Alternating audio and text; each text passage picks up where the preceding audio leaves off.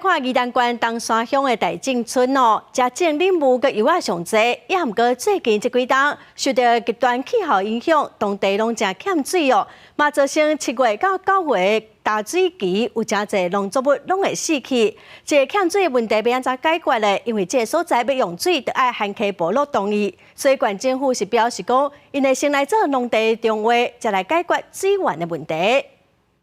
东山乡大井村因看到连部树仔拢打去，边仔有真侪倒去的树仔，这是宜兰县较早开发的受限农业区，最后种连部文旦油。啊，毋过当地缺少稳定的水源，这几年阁受极端气候影响，7到9月是大水期，严重欠水，互在地农民是真艰苦。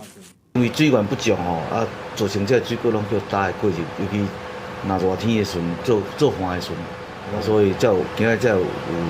大家有这个共享，希望讲会当引水入来。大井村边仔山块水源无法度保存，开漏掉，为稳定灌溉水，爱为附近大沟溪甲旱溪提水。啊，毋过2条溪拢伫个水头，旱溪部落原住民传统领域内底，都算经过沟通，部落也是无同意大井村引水。即嘛是希望讲会当伫咧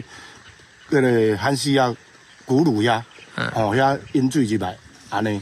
水才有够。县府这几年启动大井村的农地重划案，希望为当地农产起水路解决无水甲农民进入产无路的问题。啊，不过水源为倒来，到即嘛也是无解决。所以基本上大井重划目前已经会有基本的侧沟，未来我们协调完之后，看是不是能够争取既有的公井，提供一些水源也纳入我们一些侧沟的系统。因为无稳定水源，县府只好伫大井村旱地重划，先完成当地水路，搁后续解决水源欠缺的问题。县政府表示，未来甲农田水利署这单位沟通，争取原来公债提供水源，特别重划了后的7到9月解决问题。记者综合报道。